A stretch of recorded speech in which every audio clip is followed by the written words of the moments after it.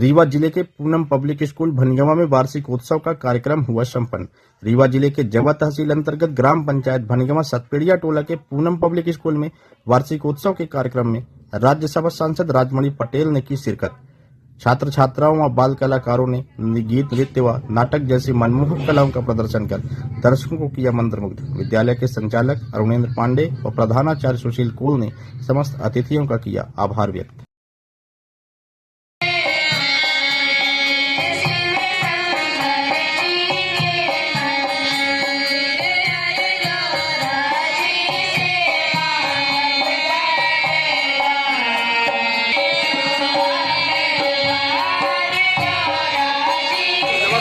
आप देख रहे हैं जोला टाइम्स और आपके साथ मैं हूं स्टेट सुशील पाठक।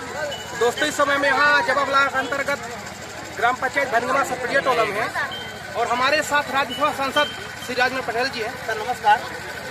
सर जी, आज आपका पदार्पण हमारे इस ग्राम पंचायत भनगवा में हुआ और वार्षिकोत्सव में खास रूप से हुआ, तो आपको यहाँ का माहौल कैसा लगा? पहले तो आप हमारे दर्शकों को ये बताएं। निश्चित रूप से गाँव में आकर के हमें बड़ी प्रसन्नता हुई जी। प्रसन्नता इसलिए हुई कि हम भी जो है इसी तरह गांव के रहने वाले किसान के बेटे जी और ऐसे लोगों के बीच में आकर यहाँ के लोगों का स्नेह प्यार मिला। निश्चित रूप से हमें बड़ी प्रसन्नता है। और विद्यालय के वार्षिकोत्सव में जो हमारे बच्चों ने अपने कला के माध्यम से अपनी प्रतिभा का प्रदर्शन किया, वो राष्ट्र से लेकर के सामाजिक और गांव के परिवेश में जो अपने दायित्व का उन्होंने परिचय दिया कि एक इंसान का, एक छात्र का जो है समाज के प्रति, देश के प्रति क्या दायित्व होना चाहिए, वो जो अपनी कला के माध्यम से प्रदर्शित किया, निश्चित रूप से प्रशंसनीय रहा। और ये बच्चे ही वास्तव में हमारा भविष्य है, हमारे देश की सबसे बड़ी ताकत है, भविष्य है। आज जरूरत इस बात की है कि हमारे अभिभावकों को, हमारे नागरिकों को, गुरुजनों को, सबको मिल करके एक अच्छा नागरिक बनाने की ज़रूरत है, जिसका अभाव आज हमारे देश में है। अगर अच्छा इंसान बनेंगे, अच्छे नागरिक बनेंगे तो निश्चित रूप से हमारा समाज भी अच्छा होगा और हमारा देश भी अच्छा। थोड़ा सा चुनाव का मत जानना चाह रहे हैं कि भारतीय जनता पार्टी में जितने सांसद हैं या विधायक हैं, माननीय मुख्यमंत्री जी की बात कर रहे हैं, तो इस आगामी चुनाव में नित नई घोषणाएं कर रहे हैं। सर, अभी बहन लाडली योजना चलाएं, हर महिलाओं को महीने में 1000 रुपये देने की बात उन्होंने कही और रजिस्ट्रेशन भी करवाना उन्होंने शुरू कर दिया। मान लीजिए अगर कांग्रेस सरकार बनती है तो आपके द्वारा क्या किया जाएगा? देखिए, हमारी कांग्रेस पार्टी ने जो है कभी चुनाव के लिए, देश के लिए काम नहीं किया। आज़ादी की लड़ाई जब लड़ रही थी कांग्रेस और उसके साथ इस देश का किसान, इस देश का वनवासी, इस देश का कहीं खड़ा था।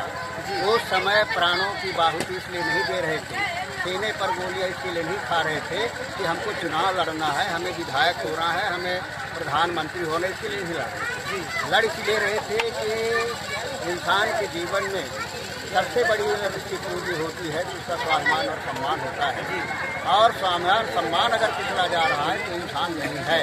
गुलामी की रोटी मिल रही है, वो रोटी नहीं है, तो हमारी गुलामी की रोटी को टुकड़ा करके स्वाभिमान और सम्मान को गले लगाया। तो हमारे पार्टी का दायित्व रहा है कि जिस जनता ने, जिस गरीब ने हमारे साथ आज़ादी की लड़ाई लड़ा है, सीने पर गोलियां खाई है, उसके प्रति हमारा दायित्व होता है कि उसका हक और अधिकार उसको मिले, उसका स्वाभिमान और सम्मान बरकरार हो, ताकि वो सर उठा करके समाज में चल सके और ये कह सके कि इस देश में हमारा भी हक अधिकार है, ये अपना देश है, यहाँ हमारे स्वाभिमान और सम्मान की भी कीमत है।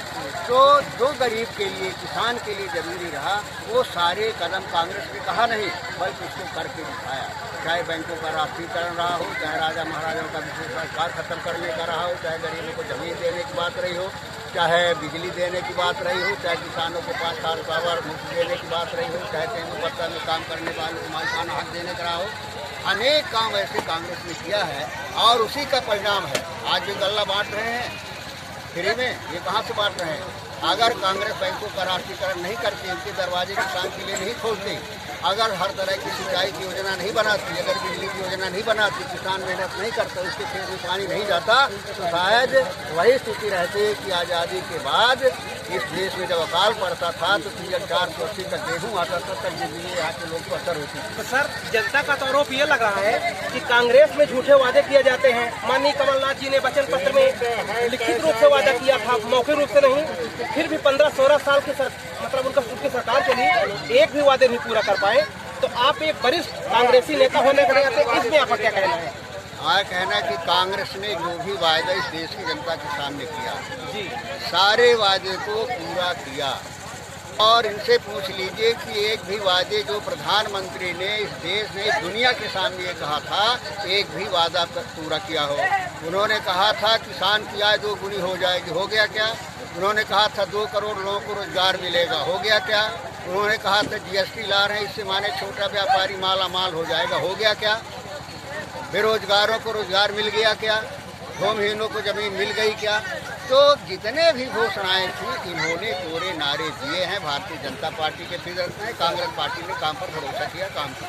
बहुत बहुत धन्यवाद सर। थोड़ा सा नाम बता दें हमारे दर्शकों को। राजमणि पटेल, राज्यसभा सांसद, पूर्व मंत्री, मध्य प्रदेश, बारों के रहने वाले हैं। दर्शकों भी आपने बात सुनी, ये माननीय पहले के विधायक जी, मंत्री जी और वर्तमान में राज्यसभा सांसद जी है। अभी सर की आपने बात सुनी।